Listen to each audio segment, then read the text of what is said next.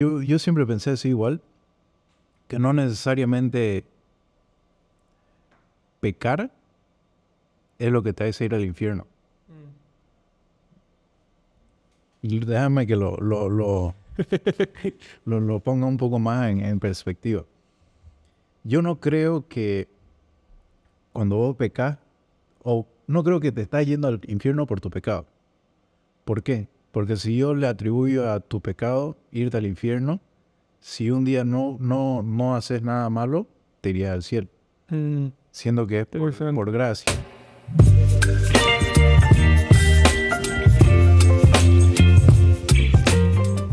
Bienvenidos a nuestro podcast Cruzcast. Hoy día vamos a estar hablando un poco sobre la iglesia, la diferencia de las culturas en diferentes países, cómo va cambiando cuando vamos cambiando de región.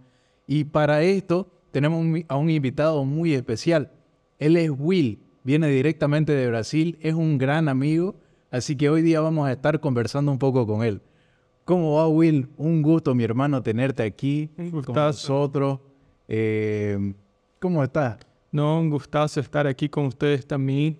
Ya para empezar, quiero felicitar la iniciativa. Realmente necesitamos de gente como ustedes, ¿no? Que puedan salir de la zona de confort y poder entregar esa milla extra al Señor. Entonces, felicidades. Amén, mi hermano. Muchas gracias. Mira, para empezar, para la gente que no te conoce, Will, vos sos de Brasil, ¿no? ¿Y cómo llegaste a Santa Cruz? ¿Cómo acabaste en Santa Cruz? Entonces fue la culpa de una cruceña, pues, que me trajo. No, mentira. Sí fue, pero también la voluntad de Dios, obviamente, que yo conocí a mi esposa, que aquí de Santa Cruz, en Brasil, y Dios nos llevó a conectarnos, a conocernos, ¿no? Entonces tuvimos 1 año y medio de relacionamiento a distancia. Así que nuestra historia es muy bonita, muy larga también, pero vemos la mano de Dios, el favor de Dios en todo lo que hicimos, ¿no? Pero el tema es que Dios me dio una beca para estudiar donde Él estaba allí en Estados Unidos. Entonces yo fui, así que un año y medio tuvimos nuestro relacionamiento a distancia, 1 año y medio ya allá viviendo en la misma ciudad. Así que allá nos comprometimos y en ese momento empezamos a hablar en qué lugar íbamos a vivir, ¿no? Porque siempre que hablábamos de ese tema, era un tema un poco complicado, ¿no? Ella quería volver a Bolivia, yo quería quedarme un tiempo más allá, pero el tema es que después ya que nos comprometimos, nos pusimos a orar y Dios fue muy claro. En esa semana de ayuno y oración específico para la dirección del país que íbamos a vivir, Dios nos habló de diversas maneras. Varias cosas sucedieron indicando que era Bolivia, ¿no? Y eso trajo mucha paz en mi corazón, eso trajo paz obviamente en su corazón de él y en su familia también. Así que Dios nos trajo aquí, ¿no? Sería muy bonito vivir allá, quizás el sueño americano, mucha gente tiene eso de vivir más cómodo, tener más accesibilidad a muchas cosas, ¿no? Pero hemos decidido que seguir la voluntad de Dios es lo que nos hace feliz, ¿no? Así que vinimos aquí, gloria a Dios, gracias a Dios, estamos bien, estamos muy felices. Buenísimo, hermano, qué interesante. A la distancia, yo igual estuve 5 años a la distancia. Para los corajosos, ¿no? Valientes. Para los valientes. Sí. Oye, Willy, vos ahora estás pastoreando la iglesia Relevance aquí en Santa Cruz. ¿Vos creciste en un hogar cristiano? Sí, desde siempre. O sea, mis padres se convirtieron cuando yo tenía 3 años de edad, 4 años de edad. Así que desde siempre ¿Estuviste en ese? me acuerdo yendo a la iglesia los domingos, despertando temprano. Y durante la semana mis padres siempre cuidaban de otras personas también. Son pastores allá en São Paulo, ¿no? Entonces desde siempre me acuerdo ya esa rutina, ¿no? De ir a la iglesia, de escuchar la palabra, de tener momentos en nuestra casa también. Entonces fui criado en ese ambiente. Oye, Willy, una curiosidad. Justo estábamos hablando hace rato de eso. Creciste, entonces tus padres son pastores. Son pastores. ¿Cómo podrías definir crecer en un hogar donde tus padres son pastores? Mira, es desafiador, ¿no? Porque uno tiene que dividir sus padres con otras personas. Y quizás cuando sos sos niño o estás creciendo, sos adolescente, no entendés muy bien eso, ¿no? Obviamente te trae alegría, honra y así de poder ver tus padres siendo canal de bendición en la vida de otras personas, ¿no? Pero obviamente el corazón de niño queda así como dividido, ¿no? Entonces sí, fue muy bueno. Yo me orgullo mucho de mis padres, me alegro mucho por ellos, pero hay eso que quizás como No lo tenés a tiempo completo. No lo entiende, sí, no lo entiende. Pero sí fue bueno. Y vos que creciste, Will, en la iglesia allá en Brasil, yo la primera vez que fui a Brasil, lo que me impactó fue la cultura de las personas y cómo eso se ve reflejado en las iglesias. No sé si vos sentiste o pudiste notar algo también cuando viniste a Bolivia, la diferencia y eso sin hablar de iglesia pentecostal, conservadora, simplemente la cultura de las personas que se ve reflejada en la iglesia. ¿Vos qué diferencia ves en la iglesia en Bolivia y en Brasil? Mira, es un tema muy grande, ¿no? Podemos quedar muchas horas hablando de eso, pero creo que obviamente la cultura brasilera influencia bastante, ¿no? En la manera que uno adora al Señor, principalmente podemos decir eso, ¿no? El brasilero tiene ese aire más alegre, más suelto, habla más fuerte, ¿no? Entonces obviamente canta más fuerte, unos gritan, otros pasan ya de la fe, ¿no? Pero hay de todo. Y obviamente esa parte de nuestra cultura influencia bastante dentro de la iglesia, ¿no? Entonces eso yo veo que algo muy positivo también, ¿no? De la cultura brasilera y es importante. Pero he visto, o sea, como iglesia brasilera, ya hace casi 6 años que vivo aquí, entonces estoy más aquí involucrado en el contexto de Bolivia, pero yo veo como iglesia brasilera se enfoca mucho en el modelo de Estados Unidos, ¿no? Yeah. Entonces siempre queremos estar copiando lo que hacen, lo que sucede, lo que da resultado allá, lo que da resultado en otros lugares, pero principalmente Estados Unidos. Entonces yo veo que hace unos años que la iglesia brasilera, voy a hablar siempre generalizando, no Sí. específica, pero la iglesia brasilera ha alcanzado un nivel muy grande de excelencia, ¿no? En todo lo que hace. Entonces quizás hasta como recibe una persona en la puerta, la consola ahora es diferente, ¿no? Es una consola más moderna para los músicos, para el sonido. La proyección ya es el programa que se usa en la proyección. Entonces, las luces, el sistema de luz, la pantalla LED es diferente. Entonces, la iglesia brasileña ha caminado en esa dirección. Yo veo, Sí. y han hecho muy bien. Ahora sí puedo hacer una lectura de lo que está sucediendo, ¿no? Al principio era muy bueno la búsqueda de la excelencia, ¿no? Sí. Pero yo veo que en algunos contextos la búsqueda de la excelencia ultrapasó la búsqueda por quizás la espiritualidad, si podemos decir así. Es muy abrangente también, ¿no? Pero es una línea muy tenue, ¿no? Estar en la excelencia y no olvidarse que a veces lo sencillo es lo que atrae la presencia de Dios, ¿no? Que a veces la humildad de corazón es lo que atrae la presencia de Dios. Entonces es algo complicado. Yo veo como iglesia en Bolivia también estamos empezando a buscar por esa excelencia. También estamos mirando las iglesias de Brasil, estamos mirando la iglesia de Estados Unidos y quizás es una alerta, ¿no?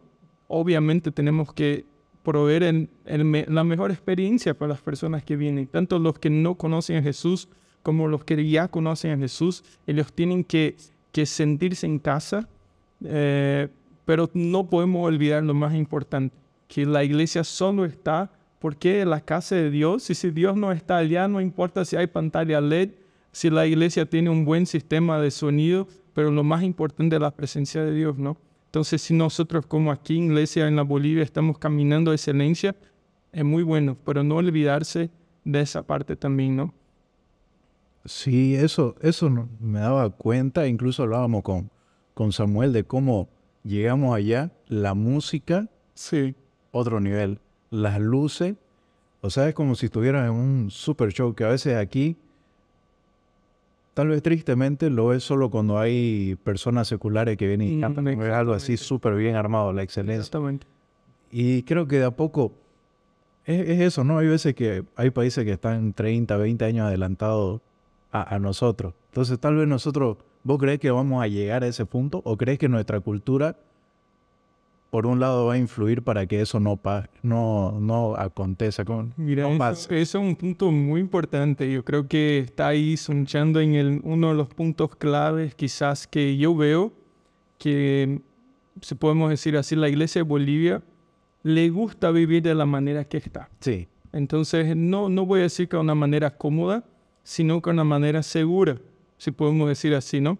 Entonces, si yo estaba pensando en la historia de la tierra prometida, cuando llegó ahí Moisés, ¿no? Y él da a 12 espías para espiar la tierra prometida. Y 2 vuelven, que Caleb y Josué, diciendo que sí, había muchos impedimentos, pero era la promesa de Dios. Entonces podríamos avanzar, podíamos cambiar.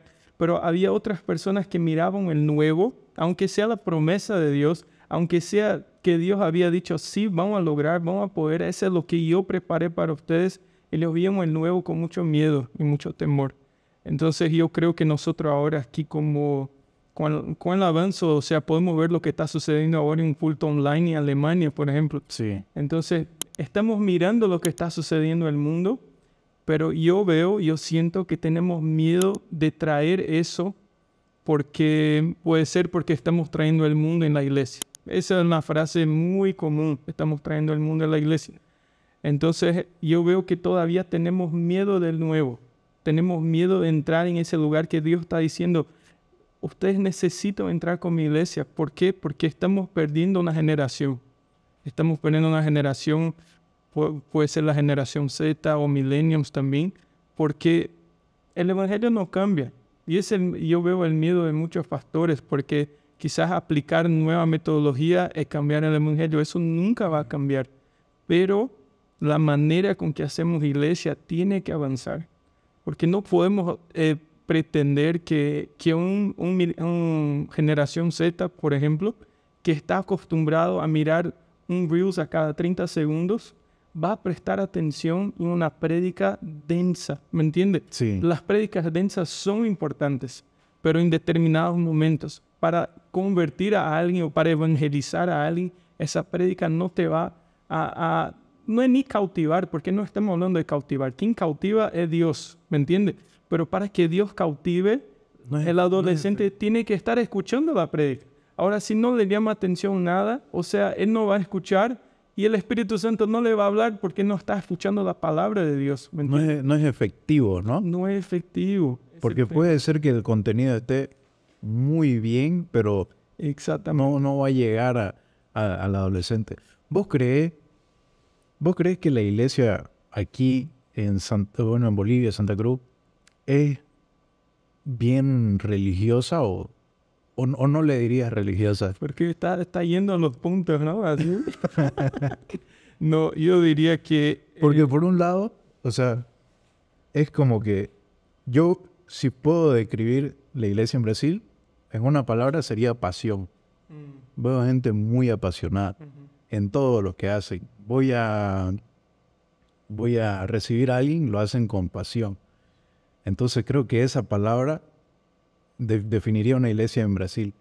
Aquí no sé si podría ser religiosa una iglesia muy religiosa, por lo general, no todos, claro.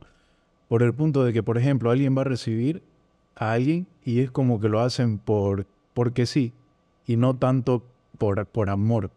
¿Vos crees que la iglesia aquí es religiosa por lo general o no? Mira, yo voy a contestar la pregunta, creo que sí, pero una de las marcas, yo puedo decir, la iglesia aquí en Bolivia que yo me he dado cuenta es justamente el servicio, el amor. O sea, la iglesia en Bolivia, las iglesias que yo he podido estar, tienen esa marca en la hospitalidad, ¿no? Tratan a las personas con mucho amor, con mucho cariño y hacen buenos refrigerios o buenos tiempos de comunión. Entonces, esa es una característica aquí de la iglesia de Bolivia, ¿no?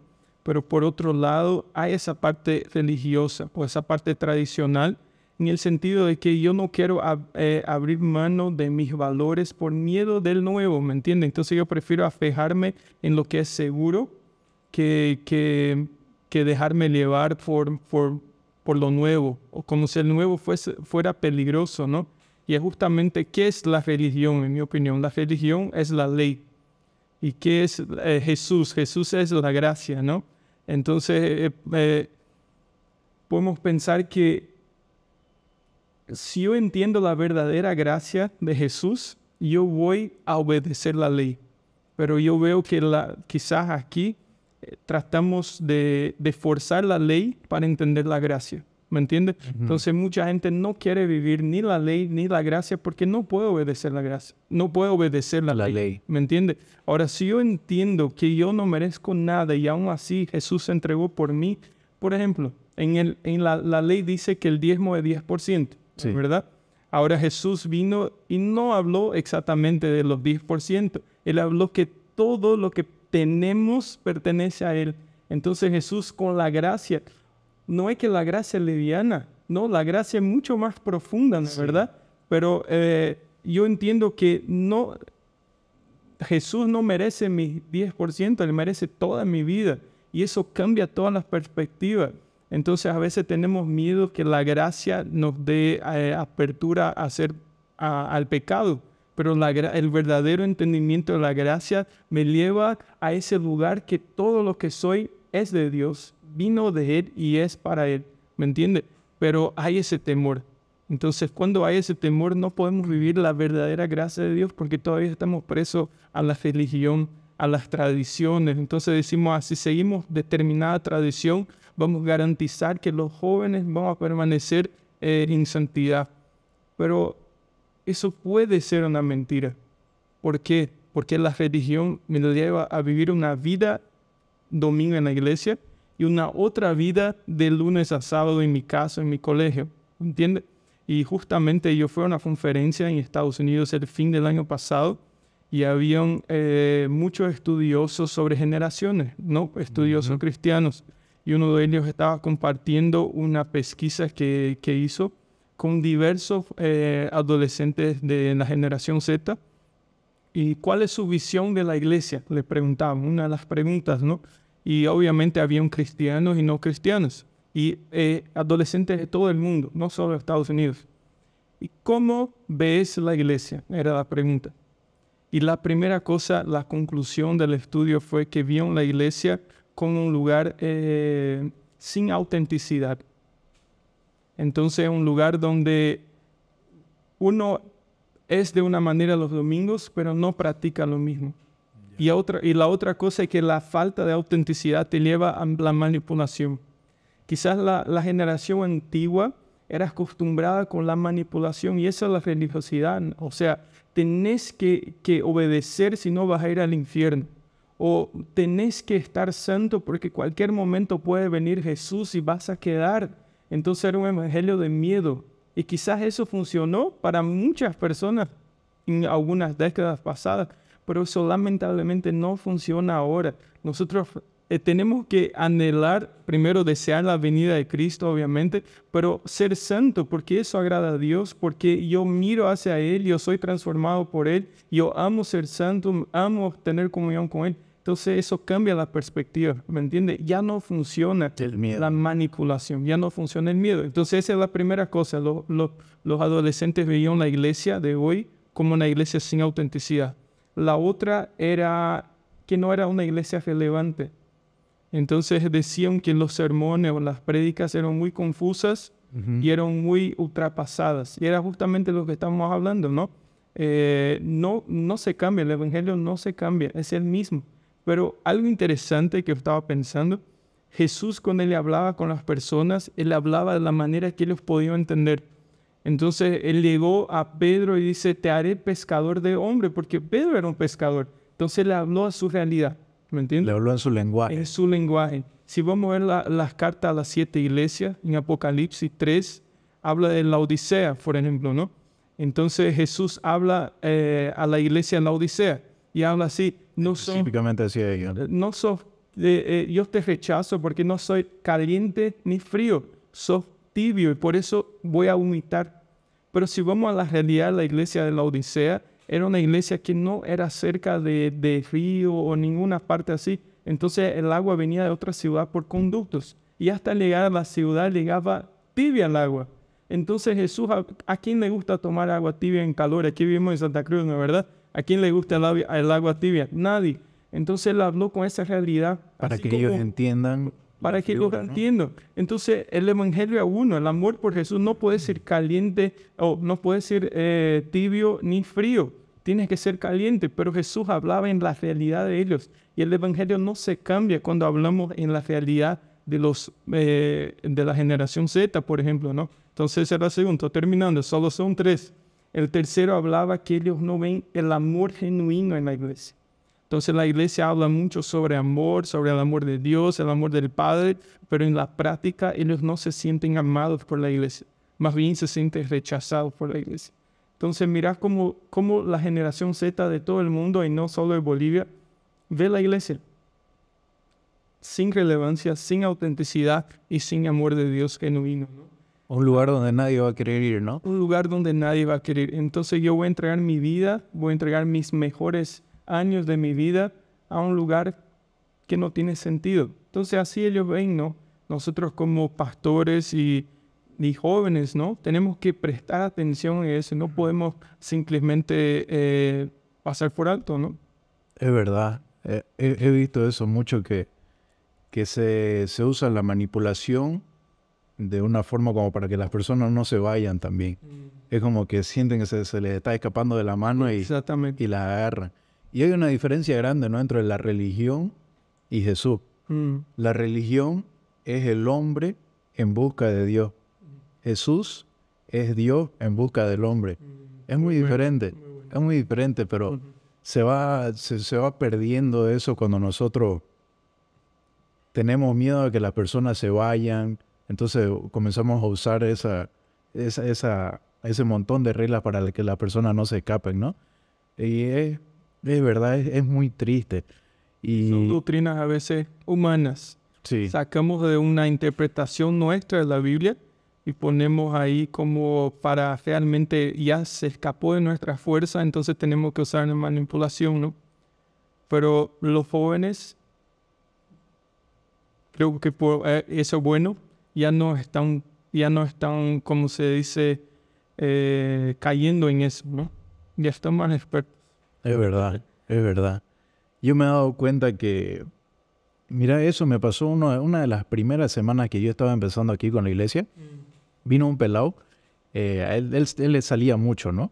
A tomar, a las fiestas y todo. Pero él me buscó un día y me dijo: hermano, yo quiero comenzar a juntarme con ustedes, quiero apegarme a Dios. Metámosle, hermano, juntémonos, cuando querrás salir o algo, me llamás, te venís acá, nos vamos a tomar un café, a charlar, lo que sea. Y de ahí él me dijo: ¿te puedo ayudar aquí con la silla? ¿Puedo llegar un poco antes? Un gusto. Vení antes, mejor.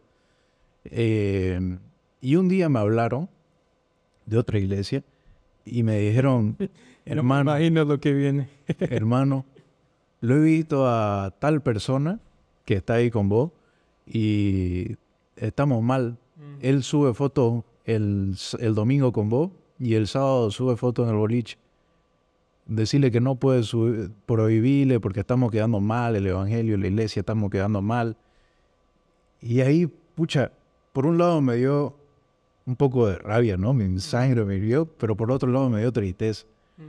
Por cómo abordamos eso. Porque si te das cuenta, él me buscó, yo estoy feliz de la vida que él quiera cambiar. Y entiendo que ese cambio es un proceso. Así es. Y si vos te pones a pensar, ese chico cuando él llega los sábados a su boliche con sus amigos, estoy seguro que nadie le dice: hermano, ¿qué haces aquí? El domingo estaba en la iglesia, no te queremos aquí, andate. Exactamente. Pero él llega el domingo y la iglesia le dice: hermano, ayer estaba en el boliche, ¿qué haces aquí? Andate.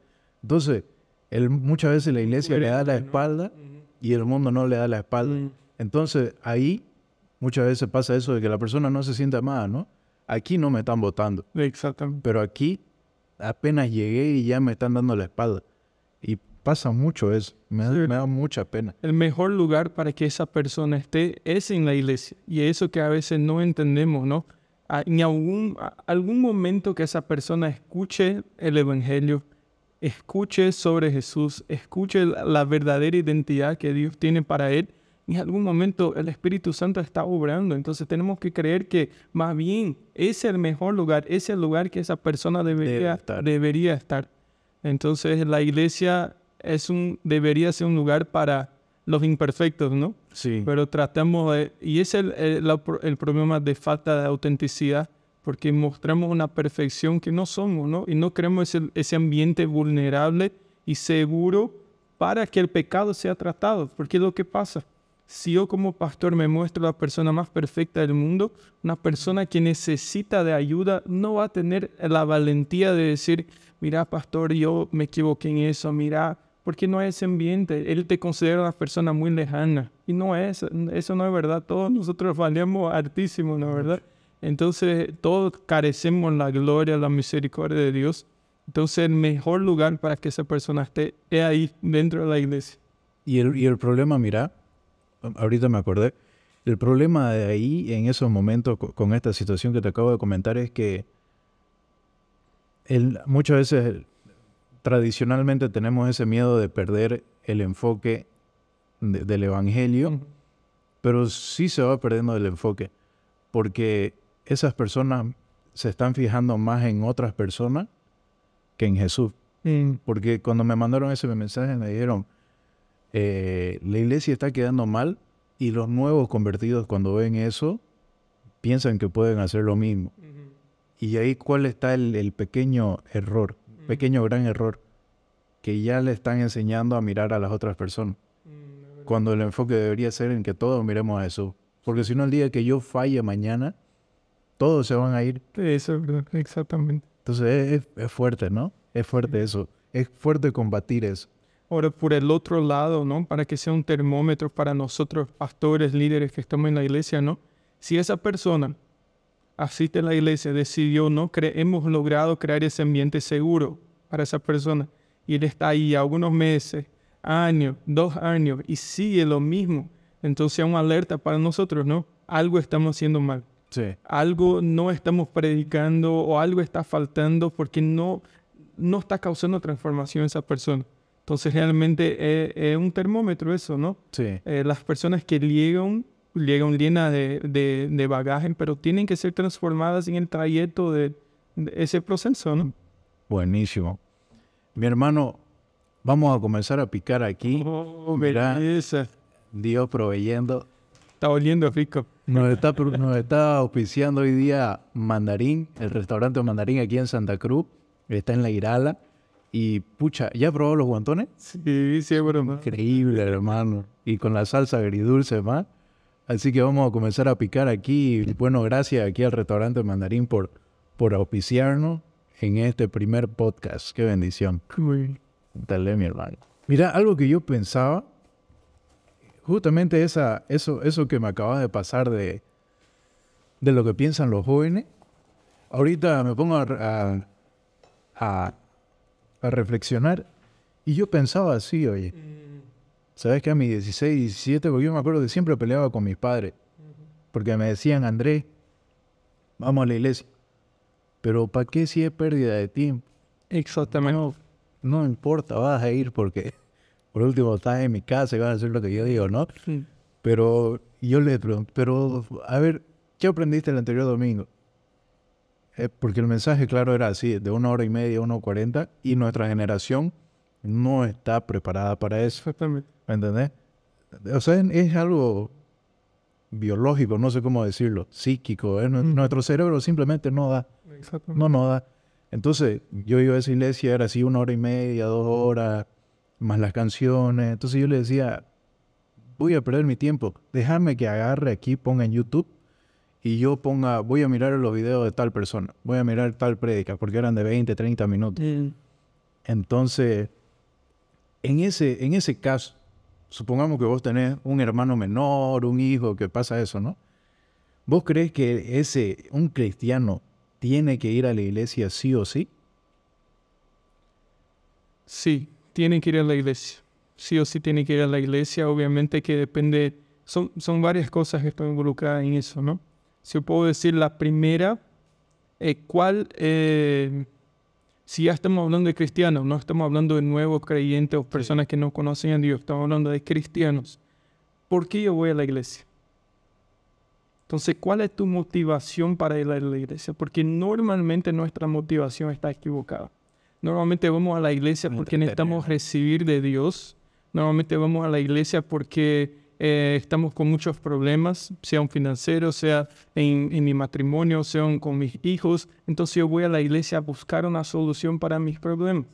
Entonces estoy diciendo, Dios, sos mi lámpara mágica, digamos, ¿no? Yo voy a la iglesia porque necesito de solución en mi casa.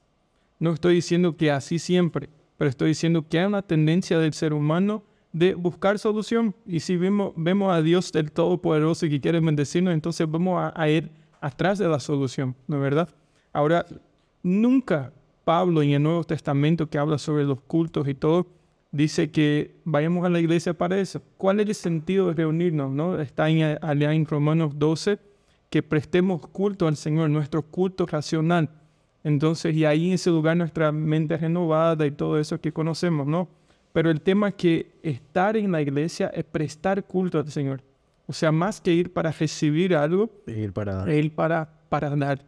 En Colosenses 1:16, que es un versículo, yo soy adorador, me encanta la música, y Pablo está diciendo ahí que cuando lleguemos a la iglesia o en cualquier reunión, unos llegan con salmos, otros con himnos, otros con cánticos espirituales, otros con palabras de sabiduría, palabras de la verdad.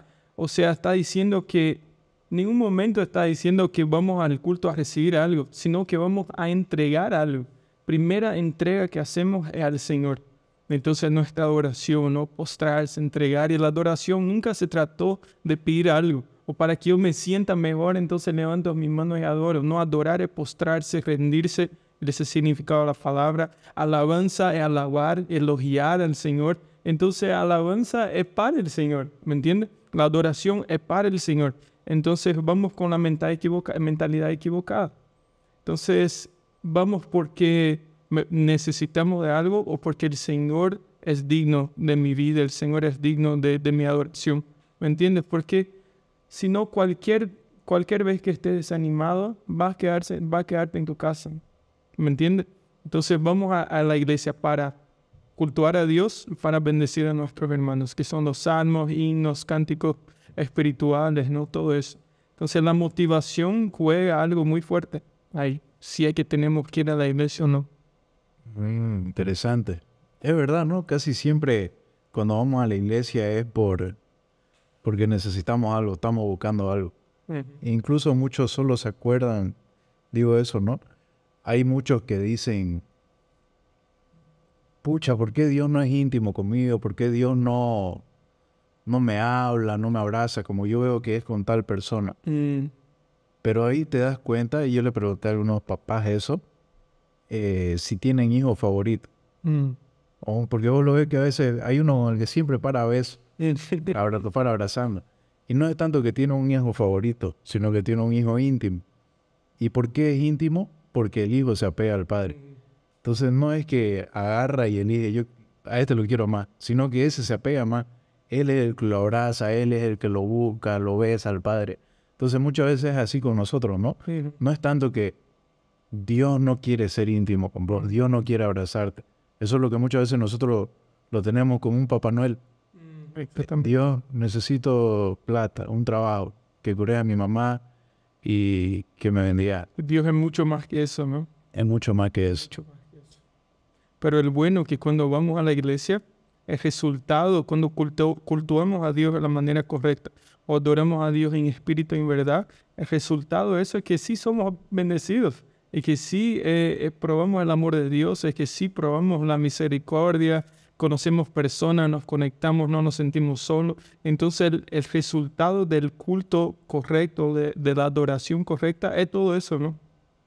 Y el ambiente igual, ¿no? Porque yo tenía, me hablaron justamente porque tenía un amigo que él tenía culto solo los jueves, los miércoles. Y de ahí fue donde se me hizo ese clic de que aparte de todo esto, el ambiente. Me habló porque una de las personas que andaba con él tenía depresión profunda. ¿Y cuál era el problema? Él solo iba a los cultos del miércoles.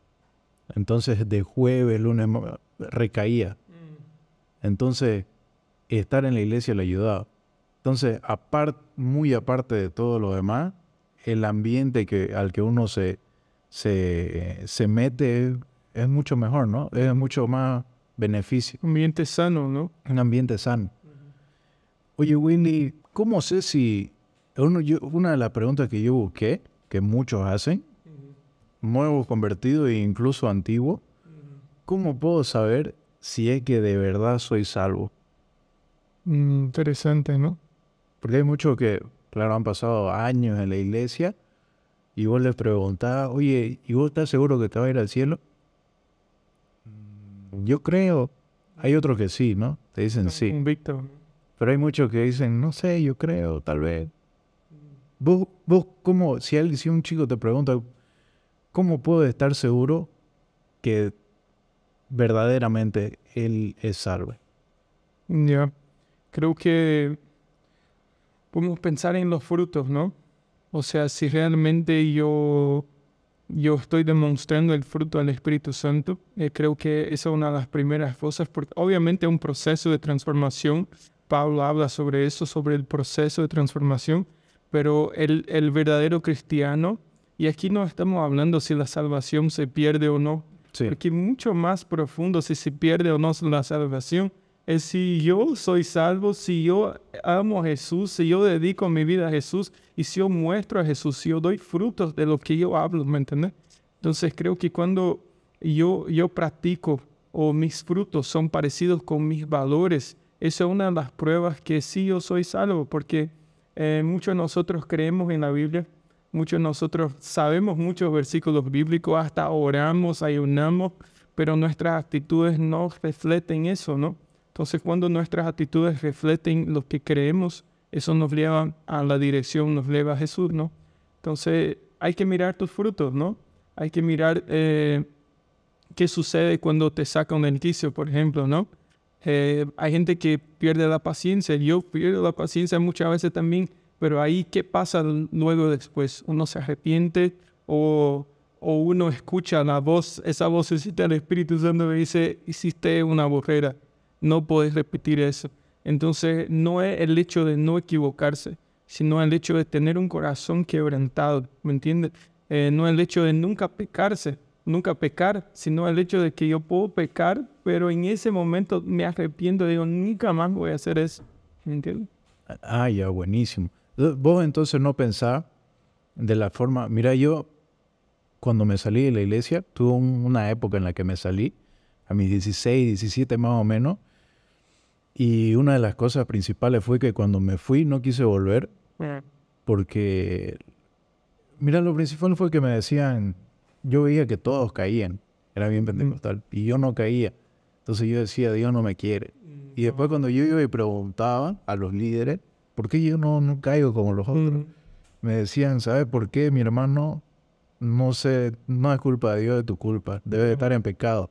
Y yo, pucha, pero no estoy haciendo nada, yo. Y ya cuando me aparté, me llamaron, hermano, ¿no venís a la iglesia? Sí, no, quiero darme un tiempo. Oye, pero sabes que si te apartás, si no venís, te vas a ir al infierno, ¿no? Entonces fue como que... La manipulación. No tenía que apartar, ¿entendés? Entonces vos no pensás así, de que si la persona falló, chao. O sea, depende del corazón. La Biblia es muy clara en la diferencia del pecado y de la iniquidad, ¿no? Sí. La iniquidad es la práctica del pecado. O sea, nosotros como cristianos, como hijos de Dios, podemos pecar y pecamos. El problema es qué hacemos con eso, ¿me entiendes? Si realmente el Espíritu Santo te incomoda, te lleva a arrepentimiento o al cambio de actitud o simplemente esa culpa. Y la culpa que trae no viene de Dios. Dios te trae el deseo de transformación, arrepentimiento, ¿me entiendes? Entonces sí, yo creo que todos nosotros estamos sujetos al pecado, pero la diferencia es qué hacemos cuando pecamos, ¿me entiendes? Yo siempre pensé así igual, que no necesariamente pecar es lo que te hace ir al infierno. Y déjame que lo ponga un poco más en perspectiva. Yo no creo que cuando vos pecas, o no creo que te estás yendo al infierno por tu pecado. ¿Por qué? Porque si yo le atribuyo a tu pecado irte al infierno, si un día no haces nada malo, te irías al cielo. Siendo que es por gracia, ¿no? Y una historia que lo representa muy bien esto, dice que una vez vino un tipo, el gobernador de una ciudad, y fue a una cárcel, y llevaba una carta en su brazo, como Camacho, en una Biblia, estaba llevando una carta. Y fue y se encontró con un preso, y le dijo, o sea, quería hablar con él, y el preso lo vio que estaba con su Biblia, vestido como priest, como pastor. Salí de aquí, mi hermano, no quiero verte, salí, lo copió, lo empujaba, y ya por último él se fue hasta por su propia seguridad, ¿no? Se salió. Y después vinieron los guardias de la cárcel y le dijeron, hermano, no sé qué tenés en la cabeza, son un burro. ¿Por qué? Porque la carta que tenía ese gobernador era una carta en la que él perdonaba lo que habías hecho. Y con esa carta vos ibas a ser libre. Pero vos la rechazaste, lo negaste. Y él días después iba a ser condenado a ¿cómo le dicen? La silla eléctrica. Entonces iba a morir. Y cuando él fue a la silla eléctrica, estaba por morir, y vinieron varios pelados. Y él dijo, quiero darles un último mensaje. El último mensaje que quiero dar.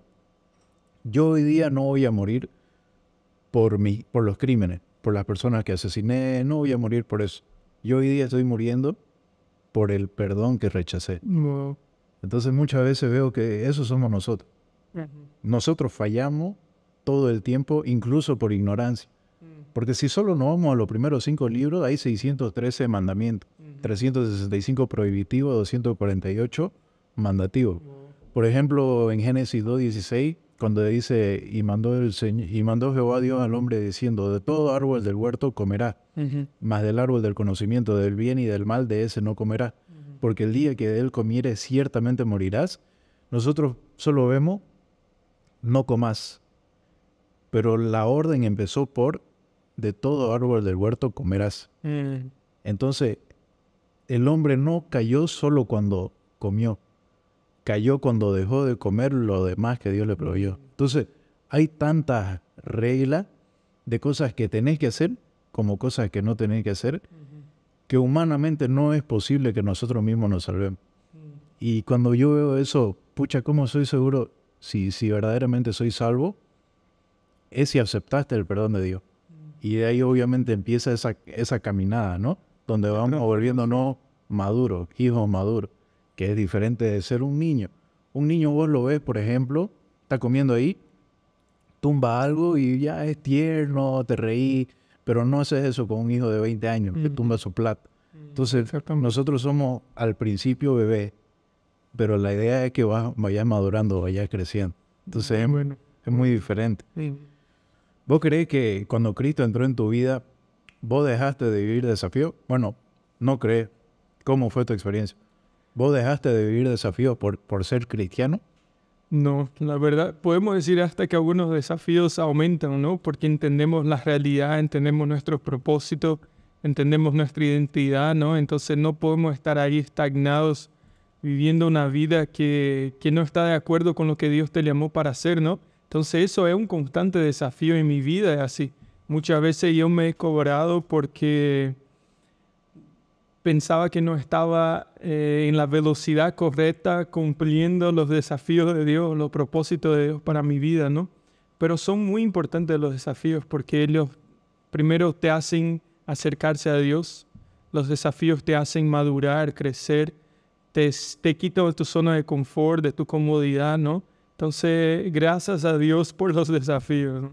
¿Vos crees que hay desafíos que son porque Dios te colocó ahí? ¿O vos crees que los desafíos son 100% por el diablo? No, yo creo que... O bueno, por nuestra misma culpa también, ¿no? ¿Vos crees que hay veces que es porque Dios nos puso en esa situación? Mira, hay muchas, puedo decir muchas referencias bíblicas, ¿no? Dios sigue siendo soberano. En todo lo que sucede, Él sigue siendo soberano. Pero en Mateo 4, cuando Jesús va al desierto, no está ayunando, y es muy claro que dice que el Espíritu Santo le guió al desierto. Y en ese lugar Él fue tentado por Satanás, ¿no? Entonces yo creo que muchas veces el Señor, siendo soberano, Él permite que cosas sucedan, como sucedió en la vida de Job también, ¿no?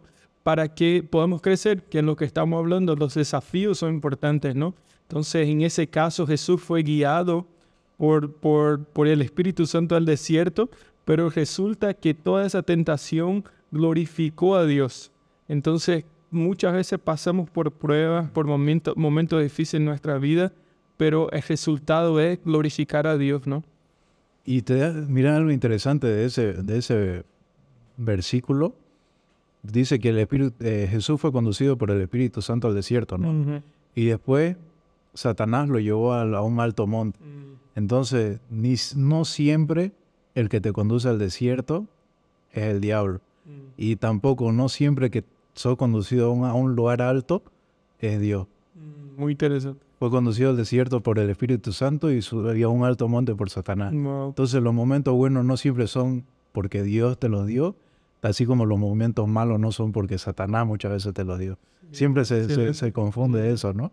Uh-huh. Y otra cosa que yo siempre digo igual, solo porque algo está funcionando, no significa que sea lo correcto. Así es. Por ejemplo, doy un ejemplo, eso lo ven en la historia de Moisés, pero un ejemplo práctico es la silla.